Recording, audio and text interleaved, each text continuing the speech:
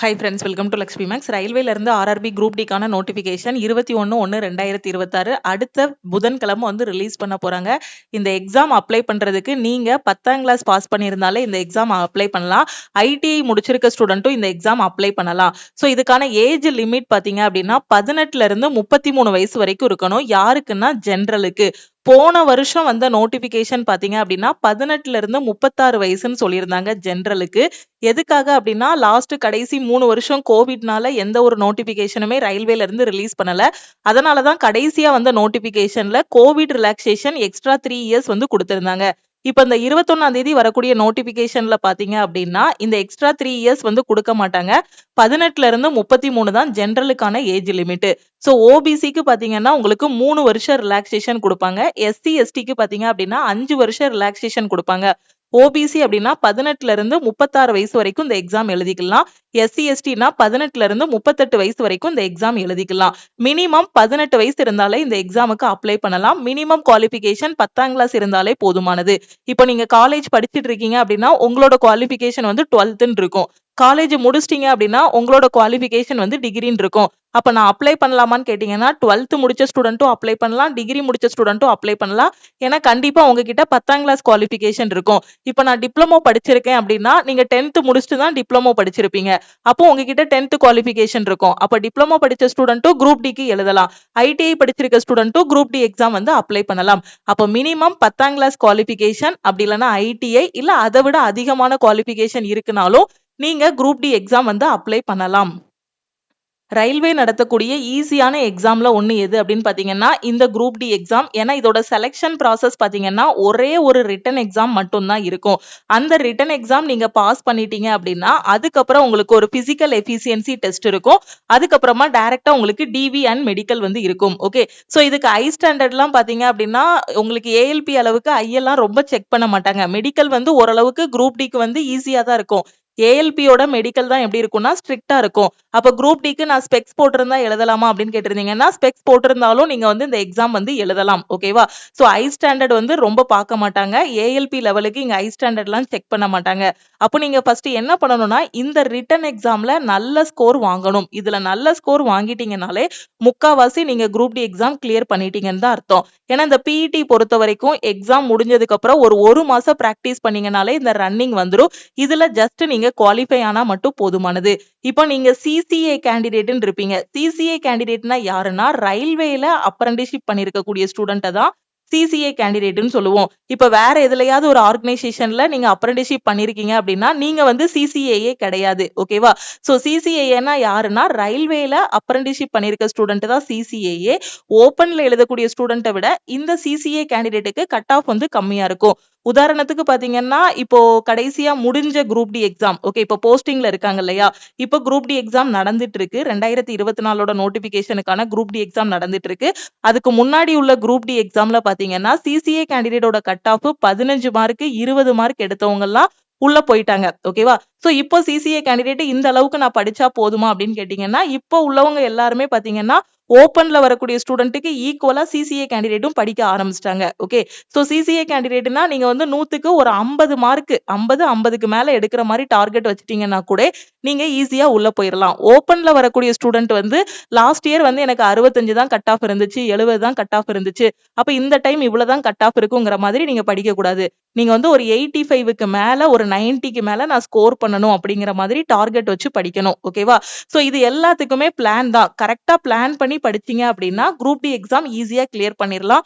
Once group டியா உள்ள போயிட்டீங்க அப்படின்னா உள்ள வந்து டிபார்ட்மெண்டல் எக்ஸாம் நடக்கும், ஜிடிசி எக்ஸாம் நடக்கும். நீங்க உள்ள போனதுமே ஜிடிசி எக்ஸாம் எழுதலாம். எல்டிசி எக்ஸாம் எப்ப எழுதலாம் அப்படின்னா ஒரு 3 வருஷம் சர்வீஸுக்கு அப்புறம் நீங்க எல்டிசி எக்ஸாம் வந்து எழுதலாம். எப்படினாலுமே உள்ள போனதுக்கு அப்புறம் ஜிடிசி எக்ஸாம் எழுதி நீங்க அடுத்தடுத்த லெவலுக்கு வந்து உள்ள போயிடலாம். டெக்னீஷியன் கிரேட் 1 கிரேட் 3 சோ அந்த மாதிரி என்டிபிசியோட லெவலுக்குன்னு நீங்க ஜிடிசி எக்ஸாம் எழுதியும் போலாம். அடுத்து வரக்கூடிய என்டிபிசியும் நீங்க எழுதலாம். குரூப் டியோட சேலரி வைஸ் பாத்தீங்க அப்படின்னா உங்களுக்கு குரூப் டில சேலரி வேரி ஆகும். ஓகே, பேசிக் பே வந்து எல்லாருக்குமே காமனா சேமா தான் இருக்கும். அது போக அந்த அலோவன்சஸ் வந்து ஒவ்வொரு போஸ்ட்டுக்குமே மாறும். ஓகேவா? ஸோ இப்போ ட்ராக் மெயின்டெனர்லாம் பார்த்தீங்கன்னா ரிஸ்க் வந்து அதிகமா இருக்கும். ஓகேவா? ஸோ அப்ப அதுக்கு அலோவன்சஸ் மாறும். இப்படி ஒவ்வொரு போஸ்ட்டுக்குமே அலோவன்சஸ் வந்து மாறும். அப்ப சேலரி வந்து எதுலருந்து எதுவரை வேரி ஆகும் அப்படின்னா, மினிமம் ஒரு 36ல இருந்து ஒரு 50 வரைக்கும் சேலரி வந்து வேரி ஆகும். போஸ்ட்ட பொறுத்து. ஓகேவா? அதுல ரிஸ்க் எவ்வளோ இருக்கு? இல்ல நைட் டியூட்டி இருக்கா? அந்த மாதிரி ஹாலிடேஸ்ல ஒர்க் பண்றாங்களா?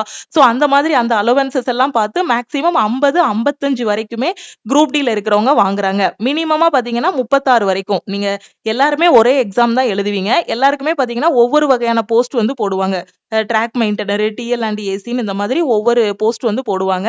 அந்த போஸ்ட் அதுல இருக்கக்கூடிய ரிஸ்க பொறுத்து சேலரி எல்லாமே வேரி ஆகும். 21ஆம் தேதி பாத்தீங்கன்னா குரூப் டிக்கான அபிஷியல் நோட்டிபிகேஷன் ரிலீஸ் பண்ண போறாங்க. ஆன்லைன் அப்ளிகேஷனும் வரக்கூடிய 21ஆம் தேதி அடுத்த வாரம் புதன்கிழமை வந்து ஸ்டார்ட் ஆகுது. ஓகேவா? ஸோ அப்ளிகேஷன் வந்து எப்படி அப்ளை பண்ணணுங்கிறதுக்கு உங்களுக்கு வீடியோ வந்து குடுத்துருவேன். அந்த வீடியோவுக்கு அப்புறமா குரூப் டிக்கு கீழ என்னென்ன போஸ்ட்லாம் இருக்கு? கேர்ல்ஸுக்கு எந்தெந்த போஸ்ட்லாம் சேஃபா இருக்கும்? அதோட சேலரி என்ன? அலோவன்சஸ் என்ன? நைட் டியூட்டி எப்படி இருக்கும்? அப்படிங்கக்கூடிய எல்லா டீடைல்ஸுமே போஸ்ட் வைஸா உங்களுக்கு நான் வந்து எக்ஸ்பிளைன் பண்ணிருவேன். ஓகேவா? ஸோ இப்போ இந்த குரூப் டி எக்ஸாம ஃபர்ஸ்ட் அட்டெம்ப்ட்ல கிளியர் பண்றதுக்கு நம்ம லக்ஷ்மி மேக்ஸ் ஆப்ல வரக்கூடிய வெள்ளிக்கிழமை 16/1/2026 குரூப் டிக்கான செலக்ஷன் பேட்ச் வந்து ஸ்டார்ட் பண்ண போறோம். ஓகே. குரூப் டி பொறுத்த வரைக்கும் நீங்க படிக்கக்கூடிய சப்ஜெக்ட் என்ன அப்படின்னு பாத்தீங்கன்னா ரீசனிங், மேக்ஸ், சயின்ஸ், அதுக்கப்புறம் கரண்ட் அஃபேர். நீங்க ஜெனரல் அவேர்னஸ் படிக்கணும்னு கூட நான் சொல்ல மாட்டேன். ஏன்னா ஜெனரல் அவேர்னஸ்ல இருந்து 20 கொஸ்டின் கேட்பாங்க. அந்த 20ல 15 கொஸ்டின் கரண்ட் அஃபேர்ல இருந்து வந்துரும். அப்ப ஸ்மார்ட்டா படிச்சீங்கன்னா reasoning, maths, science, current affair மட்டும் நல்லா படிச்சாலே குரூப் டில 90க்கு மேல உங்களால ஸ்கோர் பண்ண முடியும். நீங்க ஹிஸ்டரி, பாலிட்டி, ஜியோகிராஃபில இருக்கக்கூடிய அந்த அதிகமான சிலபஸ் எடுத்து படிக்க வேண்டாம். ஜஸ்ட் கடைசி 6 மாசத்தோட கரண்ட் அஃபேர் படிங்க. உங்களுக்கு எக்ஸாம் எப்ப இருக்கும் அப்படின்னா, நம்ம ஜூலை கிட்ட எக்ஸாம் வந்து எக்ஸ்பெக்ட் பண்ணலாம். அப்போ இந்த ஜனவரி 1ஆம் தேதியில இருந்து உங்க எக்ஸாமுக்கு முன்னாடி வரைக்கும் இருக்கக்கூடிய கடைசி 6 மாசத்தோட கரண்ட் அஃபேர் படிச்சீங்கன்னா, இதுல நல்ல ஸ்கோர் வாங்கிரலாம். ரீசனிங் வந்து எல்லாராலயுமே ஃபுல் மார்க் வாங்க முடியும். அடுத்து மேத்ஸ், சயின்ஸ்ல பிசிக்ஸ், கெமிஸ்ட்ரி, பயாலஜி படிக்கணும். கரெக்ட்டான அந்த ஸ்ட்ராட்டஜியோட படிச்சீங்க அப்படின்னா, இந்த குரூப் டி எக்ஸாம ஃபர்ஸ்ட் அட்டெம்ப்ட்ல கிளியர் பண்ண முடியும். நீங்க வந்து காலேஜ் படிக்கிற ஸ்டூடெண்ட்டா இருந்தாலும் சரி, நீங்க காலேஜ் முடிச்ச ஸ்டூடெண்ட்டா இருந்தாலும் சரி, எல்லாருமே அப்ளை பண்ணுங்க. ஏன்னா 10ஆம் கிளாஸ் தான் குவாலிஃபிகேஷன், 18 வயசு தான். ஓகே. அப்ளை பண்ணிட்டு உட்கார்ந்து நல்லா படிங்க. ஓகேவா? ஏன்னா நம்ம ஜஸ்ட் காலேஜ் படிக்கிறோம், ஒரு ட்ரையலுக்கு அப்ளை பண்ணுவோம் அப்படிங்கிற மாரி அப்ளை பண்ணாதீங்க.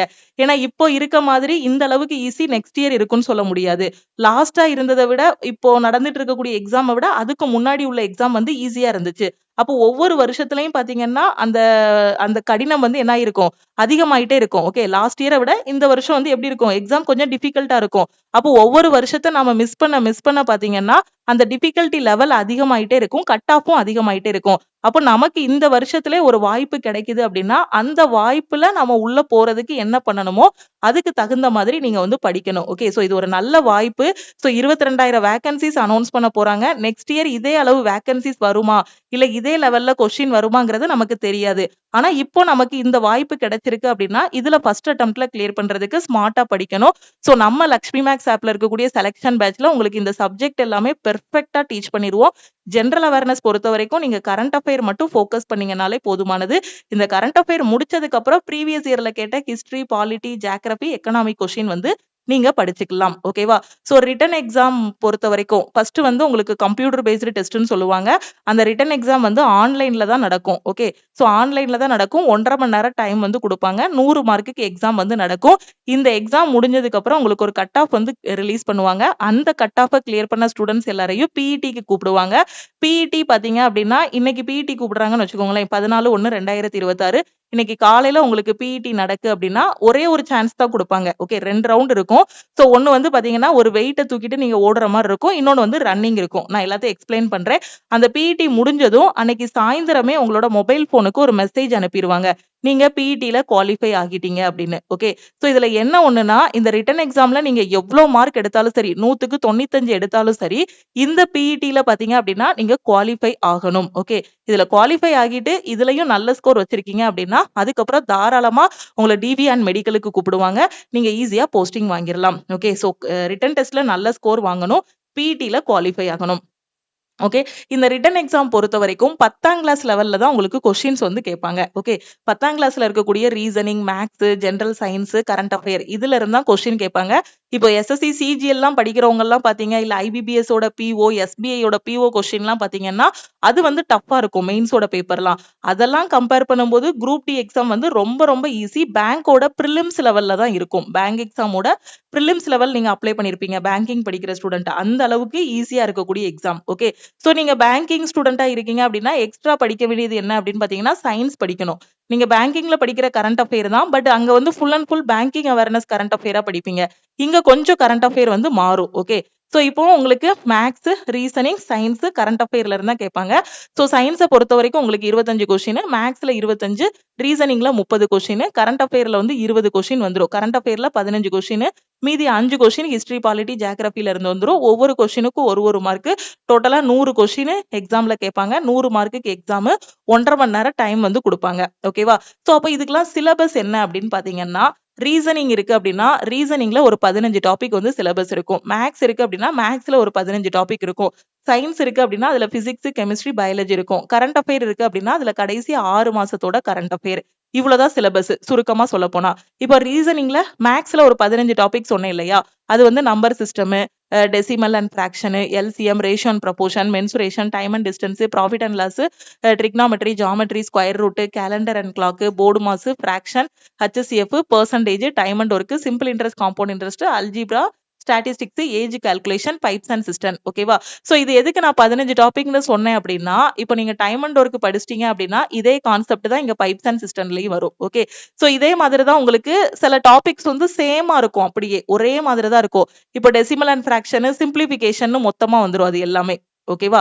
சோ அப்போ அந்த 15 டாபிக்க நல்லா படிச்சிட்டீங்கன்னா மேத்ஸ்க்கு வந்து ரெடி ஆகிரலாம். இதுலயும் பாத்தீங்கன்னா ஃபர்ஸ்ட் வந்து நீங்க ஈஸியான டாபிக்ஸா மேத்ஸ்ல படிக்கணும். ஈஸியான டாபிக்ங்கும் போது இந்த decimal and fraction, simplification, board mass இந்த டாபிக் எல்லாம் படிக்கணும். அதுக்கப்புறமா நீங்க அரித்மெட்டிக் உள்ள வரும்போது ரேஷியோ அண்ட் ப்ரொபோர்ஷன் படிக்கணும். அதுக்கப்புறமா ஆவரேஜ் படிக்கணும். இதெல்லாம் படிச்சு முடிச்சதுக்கு அப்புறம் கடைசியா தான் எங்க போகணும்னா ட்ரிக்னாமெட்ரி, ஜியோமெட்ரி டாபிக் உள்ள போகணும். ஓகேவா? ஏன்னா ஃபர்ஸ்ட் எடுத்ததுமே ட்ரிக்னாமெட்ரி, ஜியோமெட்ரி டாபிக் எடுத்து வச்சிட்டோம் அப்படின்னா காம்படிட்டிவ் எக்ஸாம், குரூப் டி எக்ஸாமே டஃப்ங்க கூடிய ஒரு மைண்ட் செட் வந்துரும். ஃபர்ஸ்ட் ஈஸியான டாபிக்ஸ், ஸ்கோரிங் டாபிக்ஸ் எல்லாமே பார்க்கணும். ரீசனிங், மேத்ஸ் பொறுத்த வரைக்கும் ஸ்கோரிங் டாபிக்ஸ்ன்னு பார்த்தோம்னா சிம்பிளிஃபிகேஷன் ஈஸியான டாபிக்கும் பிளஸ் ஸ்கோரிங் டாபிக்கும் கூட. ஏன்னா சிம்பிளிஃபிகேஷன்ல 3ல இருந்து 4 கொஸ்டின் வரைக்கும் கேட்டுருவாங்க. 25 கொஸ்டின்ல 3ல இருந்து 4 சிம்பிளிஃபிகேஷன்ல வந்துரும். அதுக்கப்புறம் ரேஷியோ, ஆவரேஜ்னு இந்த மாதிரி ஸ்கோரிங் டாபிக் என்னெல்லாம் இருக்கோ அது எல்லாமே படிச்சுட்டு அதுக்கப்புறமா கொஞ்சம் டைம் கன்சியூமிங்கா இருக்கக்கூடிய டாபிக்ஸ் எல்லாமே படிக்கணும். ஓகே. ஸ்மார்ட்டா பிளான் பண்ணி படிச்சோம் அப்படின்னா ஈஸியா அடிச்சிடலாம். ரீசனிங் பொறுத்த வரைக்கும் எல்லாராலையுமே 30க்கு 30 வாங்கக்கூடிய ஒரு ஈஸியான டாபிக்னு ஒரு ஈஸியான சப்ஜெக்ட், ஸ்கோரிங் சப்ஜெக்ட்னு சொல்லலாம். ரீசனிங் பொறுத்த வரைக்கும் analogy, coding, decoding, blood relation, jumbling, data sufficiency, similarity and difference, classification, statement and argument, alphabetical series, mathematical operation, syllogism, Venn diagram, conclusion, decision making, numerical series அதாவது நம்பர் சீரிஸ்ன்னு சொல்லுவோம், analytical reasoning, direction இதுல இருந்து தான் பாத்தீங்கன்னா உங்களுக்கு ரீசனிங்ல questions வந்து கேட்பாங்க. இதுல சில டாபிக்ஸ் எல்லாம் பாத்தீங்கன்னா பார்த்ததுமே ஆன்சர் பண்ணிடலாம். சில பிகர் வச்சு வரக்கூடிய டாபிக் எல்லாம் பாத்தீங்கன்னா பார்த்ததுமே ஆன்சர் பண்ணிடலாம். இப்போ கோடிங், டிகோடிங்கும் சிலது பார்த்ததுமே ஆன்சர் பண்ணிடலாம். அனாலஜி பார்த்ததுமே ஆன்சர் பண்ற மாதிரி இருக்கும். ஸோ மேக்ஸை கம்பேர் பண்ணும்போது ரீசனிங்ல உங்களுக்கு கால்குலேஷன் பார்ட் இருக்காது. இந்த 30 மார்க்குக்கு 30 நாள்ல நீங்க வந்து ரெடி ஆகிடலாம். ஓகே. இது ஈஸியா 30க்கு 30 வாங்குறதுக்கு ஃபர்ஸ்ட் 30 நாள்ல ரீசனிங் முடிச்சிடலாம். அடுத்த 60 நாள்ல மேக்ஸ் முடிச்சிடலாம். அதுக்கு அடுத்து இருக்கக்கூடிய ஒரு 90வது நாள் வரும்போது சயின்ஸும் கம்ப்ளீட் ஆகிரும். ஸோ இந்த 90 நாள்லயும் பாத்தீங்கன்னா காம்படிட்டிவ் எக்ஸாம் படிக்க ஆரம்பிச்ச ஃபர்ஸ்ட் நாள்ல இருந்தே நீங்க கரண்ட் அஃபேர் படிக்க ஆரம்பிச்சிட்டீங்கன்னா இந்த 3 மாசத்துல 3 மாசத்துக்கான கரண்ட் அஃபேரும் படிச்சிடலாம். ஓகே. ஸோ அதுக்கப்புறம் என்ன பண்ணிடலாம்னா நீங்க ஃபுல் டெஸ்ட் எடுத்து அந்த டெஸ்ட்டை வந்து அனலைஸ் பண்ண ஆரம்பிச்சிடலாம். கரெக்டா ஒரு 90 டேஸ் இல்லைன்னா 100 டேஸ் ஸ்பெண்ட் பண்ணீங்கனாலே போதுமானது. இப்போ சயின்ஸ் பொறுத்த வரைக்கும் பாத்தீங்கன்னா 10th ஸ்டாண்டர்ட் சிபிஎஸ்இ லெவல்ல இருக்கக்கூடிய பிசிக்ஸ், கெமிஸ்ட்ரி, பயாலஜி இதுல இருந்தா கொஸ்டின்ஸ் வந்து கேட்பாங்க. ஜெனரல் அவேர்னஸ் பொறுத்த வரைக்கும் நான் சொல்லும் போது சுருக்கமா பாத்தீங்கன்னா இப்ப நோட்டிபிகேஷன்ல பாத்தீங்கன்னா அவங்க ஹிஸ்டரி, பாலிட்டி, ஜியோகிராபி, எக்கனாமின்னு கொடுத்திருப்பாங்க. நல்லா சுருக்கமா பார்த்தோம் அப்படின்னா கரண்ட் அஃபேர் மட்டும் நல்லா படிச்சாலே ஜெனரல் அவேர்னஸ்ல வந்து நல்ல ஸ்கோர் வந்து வாங்க முடியும். ஓகேவா? சோ இவ்வளவுதான் சிலபஸ், இவ்வளவுதான் குரூப் டியோட சிலபஸ். நீங்க காலேஜ் படிக்கும் போதே கண்டிப்பா உங்களால பாஸ் பண்ண முடியும். அந்த 18 வயசை வந்து வேஸ்ட் பண்ணாதீங்க. 18 வயசு ஆகுது, 20 வயசு ஆகுது, 19 வயசு ஆகுது, first year, second year, third year படிச்சிட்டு இருக்கேங்கிற ஸ்டூடெண்ட் இதெல்லாம் ஒரு நல்ல ஆப்பர்ச்சுனிட்டி. அதை வந்து மிஸ் பண்ணிடாதீங்க.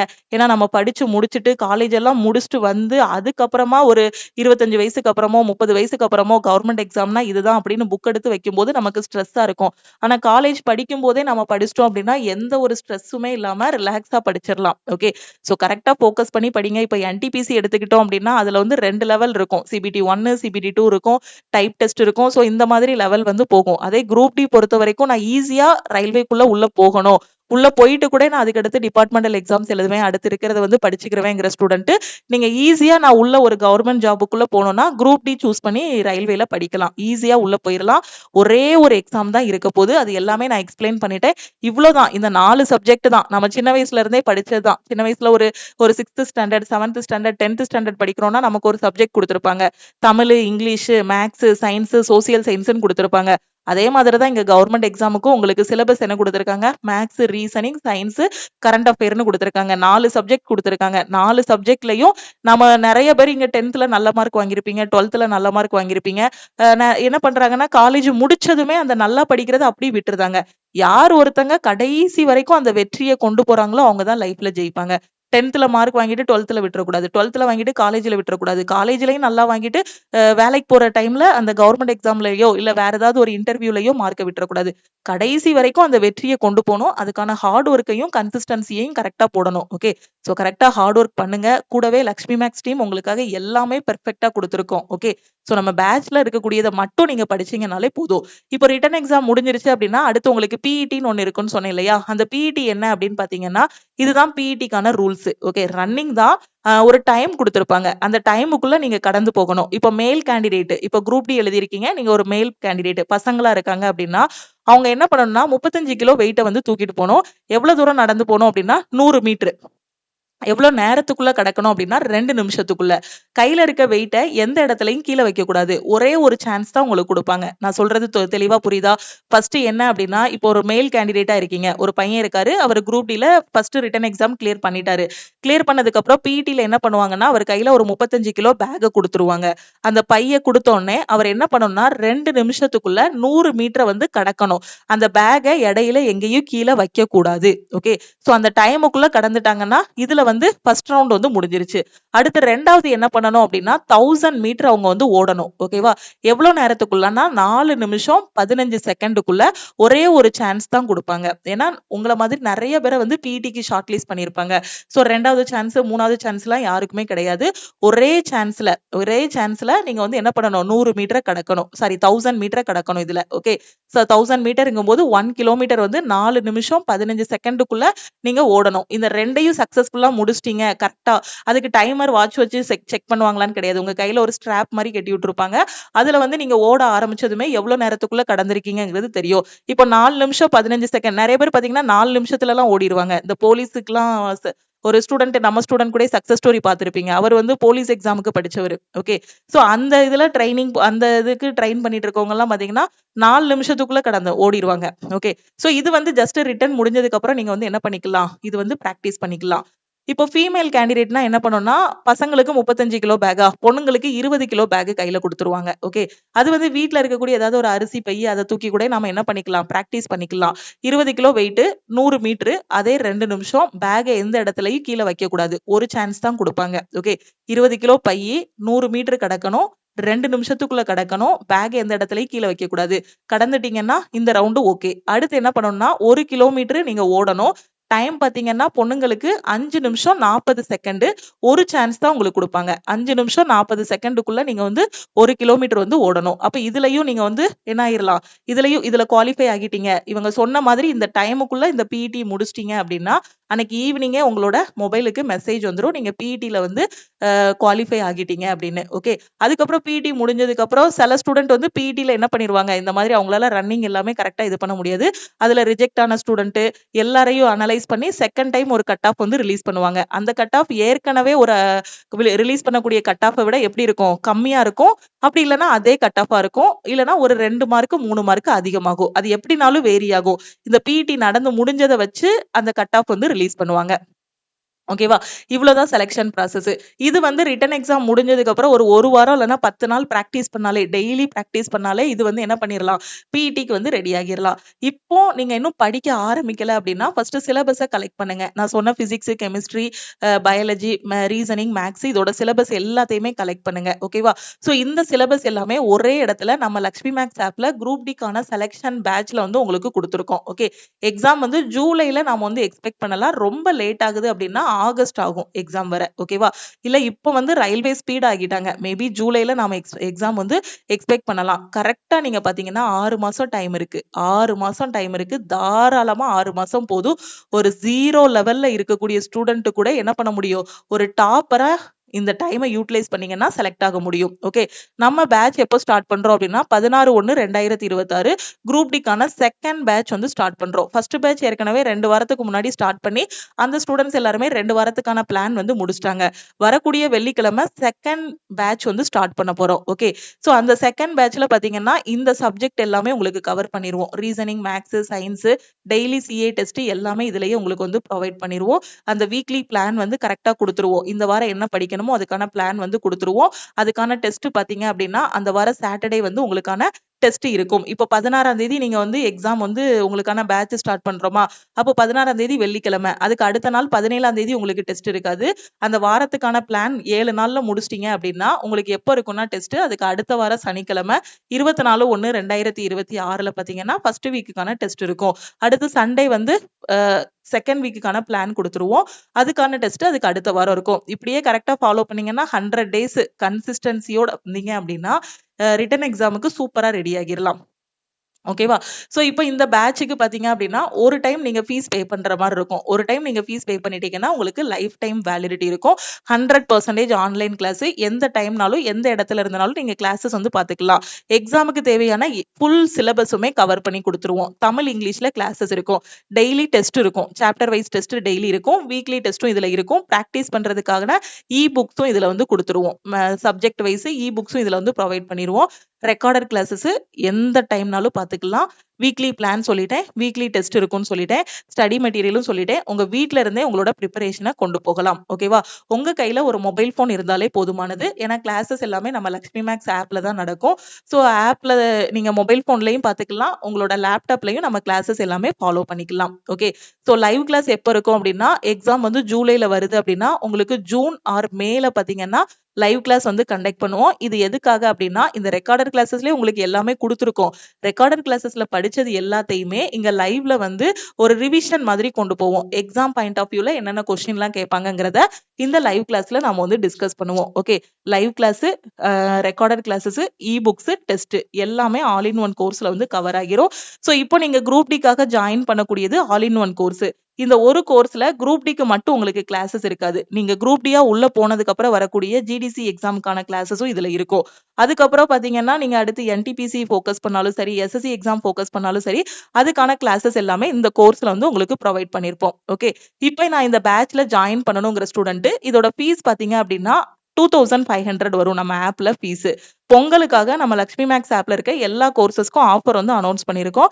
இன்னைக்கு ஆல் இன் ஒன் கோர்ஸ்ல ஜாயின் பண்றீங்கன்னா 1799 பே பண்ணி ஜாயின் பண்ணிக்கலாம். உங்களுக்கு லைஃப் டைம் வேலிடிட்டி இருக்கும். 1 இயர் வேலிடிட்டியில ஜாயின் பண்ற ஸ்டூடெண்ட் 1499 பே பண்ணி நீங்க வந்து ஜாயின் பண்ணிக்கலாம்.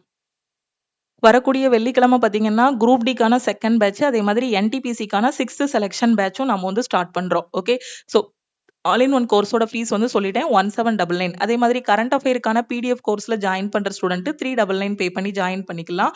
குரூப் டியோட டெஸ்ட், எம்டிஎஸ்க்கான டெஸ்ட், என்டிபிசியோட டெஸ்ட் பேட்ச், செக்ஷன் கண்ட்ரோலருக்கான டெஸ்ட் பேட்ச், எஸ்எஸ்சி ஜிடிக்கான டெஸ்ட் பேட்ச், அதே மாதிரி மேக்ஸ் அண்ட் ரீசனிங்கான A to Z சீரிஸ், இது எல்லாத்துக்குமே ஆஃபர் வந்து அனௌன்ஸ் பண்ணியிருக்கோம். எந்த டெஸ்ட் பேட்ச்ல ஜாயின் பண்ணாலும் நீங்க 599 பே பண்ண வேண்டாம், 399 பே பண்ணி ஜாயின் பண்ணிக்கலாம். குரூப் டிக்கு டெஸ்ட் பேட்ச் வேணும், என்டிபிசி டெஸ்ட், செக்ஷன் கண்ட்ரோலருக்கான டெஸ்ட்னு எந்த டெஸ்ட்ல ஜாயின் பண்ணாலும் 399 பே பண்ணி ஜாயின் பண்ணிக்கோங்க. மேக்ஸ் அண்ட் ரீசனிங்கான A to Z சீரிஸ்ல ஜாயின் பண்ற ஸ்டூடெண்ட் 1199 பே பண்ணி ஜாயின் பண்ணிக்கலாம். சயின்ஸ் அண்ட் ஜெனரல் அவேர்னஸ்ல ஜாயின் பண்ற ஸ்டூடெண்ட் 699 பே பண்ணி ஜாயின் பண்ணிக்கலாம். இந்த ஆஃபர் 14/1/2026 இன்னைக்கு நைட்டு 12 o'clock கூட உங்களுக்கு க்ளோஸ் ஆகுது. ஓகே, நாளைக்கு 15/1/26 நாளைக்கு டீம் வந்து அவைலபிளா இருக்க மாட்டாங்க. அதனால இன்னைக்கு நைட்டு 12 o'clock கூட உங்களுக்கு ஆஃபர் வந்து க்ளோஸ் பண்றோம். ஆஃபர்ல ஜாயின் பண்ற ஸ்டூடெண்ட் இந்த நம்பரை லக்ஷ்மி மேக்ஸ்ன்னு சேவ் பண்ணிட்டு இந்த நம்பருக்கு ஆல் இன் ஒன்னு மெசேஜ் பண்ணுங்க. Okay, I want all in one message பண்ணீங்கன்னா டீம்ல இருந்து கான்டாக்ட் பண்ணிட்டு ஜிபே நம்பர் இல்ல அக்கௌண்ட் நம்பர் கொடுப்பாங்க. அதுக்கு கோர்ஸோட ஃபீஸ் 1799 பே பண்ணிட்டு பேமெண்டோட ஸ்கிரீன்ஷாட் சென்ட் பண்ணீங்கன்னா பேக் எண்ட்ல இருந்து உங்களுக்கு அக்சஸ் கொடுத்துருவாங்க. Test batch or current affair join பண்றீங்கன்னா 399 பே பண்ணிட்டு பேமெண்டோட ஸ்கிரீன்ஷாட் சென்ட் பண்ணுங்க. நம்ம லக்ஷ்மி மேக்ஸோட டெலிகிராம் சேனல் அண்ட் குரூப்ல ஜாயின் பண்ணல அப்படின்னா டெலிகிராம் சேனல் அண்ட் குரூப்லயும் ஜாயின் பண்ணிக்கோங்க. இன்ஸ்டாகிராம்லயும் லக்ஷ்மி மேக்ஸை ஃபாலோ பண்ணிக்கோங்க. ஓகேவா? ஸோ 10 இயர்ஸா இந்த காம்படிட்டிவ் எக்ஸாம் ஃபீல்ட்ல உட்காந்து டீச் பண்ணிட்டு இருக்கோம் ஸ்டூடெண்ட்ஸுக்கு. ஓகேவா? ஸோ என்ன மாதிரி கொஸ்டின்ஸ் வரும், எங்க இருந்து படிக்கணும், ஒரு பிகினர் எங்க இருந்து ஆரம்பிக்கணுங்க கூடிய எல்லா ஸ்ட்ராட்டஜியையும் அப்ளை பண்ணி தான் இந்த ஆல் இன் ஒன் கோர்ஸ்ல உங்களுக்கு பெஸ்டான கிளாஸஸ் வந்து கொடுத்துருக்கோம். உங்க ஃப்ரெண்ட்ஸும் ரயில்வே எஸ்எஸ்சி எப்படி படிக்கணும்னு தெரியாம இருக்காங்க அப்படின்னா நம்ம ஆப்ல இருக்கக்கூடிய இந்த கிளாஸஸ் பத்தின இன்ஃபர்மேஷனை ஷேர் பண்ணுங்க. ஸோ நம்ம தமிழ்நாட்டில் இருக்க ஸ்டூடெண்ட்டும் ரயில்வே எஸ்எஸ்சி இந்த மாதிரி சென்ட்ரல் கவர்மெண்ட் எக்ஸாம்ஸ்ல நிறைய ஸ்டூடெண்ட் உள்ள வரணும். ஓகே, ஸோ அதுக்காக தான் உங்களுக்கு நம்ம வந்து ஆன்லைன்ல கிளாஸஸ் எல்லாமே பெஸ்டா கொடுத்துட்டு இருக்கோம். கரெக்டா யூட்டிலைஸ் பண்ணிக்கோங்க. ஒரு டைம் தான் 1799 பே பண்ண போறீங்க. உங்களுக்கு எல்லா சப்ஜெக்ட்டுமே இதுல கொடுத்துருவோம். ஓகே, ஸோ முன்னாடிலாம் பாத்தீங்கன்னா ஒரு புக்கா இருக்கட்டும் இல்ல ஒரு கிளாஸா இருக்கட்டும் ஆன்லைன் கிளாஸஸ்லாம் கிடையாது. நம்ம ரொம்ப தூரம் போய் தங்கி ஸ்டே பண்ணி படிக்கிற மாதிரி இருக்கும். இப்போ ஆன்லைன்ல எல்லாமே வந்துருச்சு. ஆனா அதே ஆன்லைன்லயே பாத்தீங்கன்னா நம்ம டைம் வேஸ்ட் பண்ற மாதிரியும் இருக்கு. நிறைய இன்ஸ்டாக்குள்ள எல்லாம் போனோம்னா எதுக்கு போறோனே தெரியாம ரொம்ப நேரம் உட்காந்து பாக்குறது. யூடியூப் ஷார்ட்ஸ் எடுத்தோம் அப்படின்னா எதுக்கு உள்ள வந்தோனே தெரியாம அதுல ஷார்ட்ஸ் ஸ்க்ரோல் பண்ணிட்டு இருக்குது. இந்த மாதிரி டைம் வேஸ்ட் பண்ணாம கரெக்டா உங்க லைஃபுக்கு என்ன தேவையோ அதை மட்டும் கரெக்டா ஃபாலோ பண்ணி படிச்சுட்டு வந்தீங்க அப்படின்னா லைஃப் வந்து ரொம்ப சூப்பரா இருக்கும். மத்த எல்லாரையும் விட நாம வந்து யூனிக்கா இருக்கணும். நம்ம போடுற ஹார்ட் ஒர்க் வந்து எப்பவுமே வேஸ்ட் ஆகாது. ஓகே, ஸோ நமக்கு தெரியும் ஒரு ஆன்லைன்ல வேற ஏதோ பார்க்கும்போது அது வந்து நம்மளை அட்ராக்ட் பண்ற மாதிரி இருக்கும். பட் அது ஒரு டெம்பரவரியான சந்தோஷம் தான். ஒரு இன்ஸ்டால ஒரு ரீல்ஸ் போடுறதோ ரீல்ஸ் பாக்குறதோ இல்ல யாரு கூடயாவது உட்காந்து ரொம்ப நேரம் உட்காந்து ஃபோன் பண்ணி பேசிட்டு இருக்கதோ சேட் பண்றதோ அது எல்லாமே ஒரு டெம்பரவரியான இதுதான். அதே இது நம்ம லைஃபுக்காக நம்ம ஹார்ட் ஒர்க் பண்ணோம் அப்படின்னா பின்னாடி ரொம்ப சந்தோஷமா இருக்கலாம். நாம மட்டும் இல்ல, நம்ம சுத்தி இருக்கக்கூடிய நம்ம பேரண்ட் இல்ல நம்ம தம்பி தங்கச்சி இல்ல நம்மள டிபெண்ட் பண்ணி இருக்கிறவங்க எல்லாருமே ஒன்ஸ் நாம வந்து ஒரு ரீச்சுக்கு போயிட்டோம் அப்படின்னா நமக்கு பின்னாடி வரக்கூடியவங்க எல்லாருமே நம்ம ஃபேமிலியில ஒரு நல்ல ரீச்சுக்கு போயிருவாங்க. நம்ம ஏழையா இருக்கணும் பணக்காரனா இருக்கணும் அப்படிலாம் எதுவுமே கிடையாது. நம்ம வந்து புவர் ஃபேமிலியா இருந்தாலும் நாம படிச்சு முன்னேறிட்டோம் அப்படின்னா நமக்கு பின்னாடி வர தம்பி தங்கச்சிங்க இல்ல நம்ம ரிலேஷன் எல்லாருமே முன்னேறிடுவாங்க. நம்ம ஃபேமிலியோட வெளிச்சமே நம்ம தான் அப்படின்னு நினைச்சிட்டு படிக்க ஆரம்பிங்க. ஒரு கவர்மெண்ட் ஜாபுங்கிறது வெறும் ஒரு சேலரிக்காக மட்டும் இல்ல. அது வந்து ஒரு ஐடென்டிட்டி, ஒரு அடையாளம். அந்த அடையாளத்தை உருவாக்கணும் அப்படின்னா டே அண்ட் நைட் உட்காந்து படிங்க. எல்லாமே டீச் பண்றதுக்கு உங்க கூட லக்ஷ்மி மேக்ஸோட டீமே இருக்கும். எல்லாமே உங்களுக்கு ப்ரொவைட் பண்ணிட்டோம். யூட்டிலைஸ் பண்ணிக்கோங்க. ஆல் இன் ஒன் கோர்ஸை மிஸ் பண்ணிடாதீங்க. முடிஞ்ச அளவுக்கு உங்க ஃப்ரெண்ட்ஸுக்கும் ஷேர் பண்ணுங்க. ஓகேவா? ஏன்னா 1799க்கு வேற எங்கேயுமே உங்களுக்கு எல்லா சப்ஜெக்டும் கவர் பண்ணி அதுக்கான ஸ்டடி மெட்டீரியல்ஸ் ப்ரொவைட் பண்ணி டெஸ்ட் பேட்ச் எதுவுமே ப்ரொவைட் பண்ண மாட்டாங்க. நம்ம லக்ஷ்மி மேக்ஸ் ஆப்ல மட்டும் தான் எல்லாமே பெஸ்டா கொடுத்துட்டு இருக்கோம். ஸோ கரெக்டா ஃபாலோ பண்ணிக்கோங்க. படிக்க ஆரம்பிங்க. திருப்பியும் நம்ம வந்து நெக்ஸ்ட் கிளாஸ்ல மீட் பண்ணலாம். டைம் வேஸ்ட் பண்ணாதீங்க. நம்மளை சுத்தி நிறைய நெகட்டிவ் பீப்புள் இருப்பாங்க. ஸோ அவங்க எல்லாரையுமே அவாய்ட் பண்ணிட்டு அவங்க பேசுறது அதெல்லாம் ரொம்ப இதா எடுத்துக்கிடாதீங்க. நம்ம என்ன தொழில் பண்ணாலும் என்ன பண்ணாலுமே நீங்க கவர்மெண்ட் எக்ஸாம் படிச்சாலும் குறை சொல்லுவாங்க, வேலைக்கு போனாலும் சொல்லுவாங்க, பேசுறவங்க பேசிட்டே தான் இருப்பாங்க. நீங்க என்ன பண்ணணும்னா கொஞ்ச நாளைக்கு ஒரு எக்ஸாம் கிளியர் பண்ற வரைக்கும் ரொம்ப சைலண்டா இருக்கணும். வெற்றியையும் பெருசா இது பண்ணக்கூடாது. வெறும் CBT 1 மட்டும் கிளியர் பண்ணிட்டு அதை ரொம்ப இது பண்ணக்கூடாது. ஓகேவா? ஸோ அதை எல்லார்ட்டையும் சொல்லக்கூடாது. எப்ப சொல்லணும் அப்படின்னா CBT 1ம் கிளியர் பண்ணணும், CBT 2ம் கிளியர் பண்ணணும். குரூப் டி பொறுத்த வரைக்கும் கம்ப்யூட்டர் பேஸ்டு டெஸ்ட்டும் கிளியர் பண்ணணும், PETலையும் குவாலிஃபை ஆகணும், DV முடிக்கணும். DV முடிச்சுட்டு போஸ்டிங் போற அன்னைக்கு அவங்களுக்கே தெரியும். போஸ்டிங் போட்டு நம்ம ஜாபுக்கு போகும்போது அவங்களுக்கு தெரியணும். நம்மளோட எஃபர்ட்டை வந்து யாருக்குமே காட்டக்கூடாது.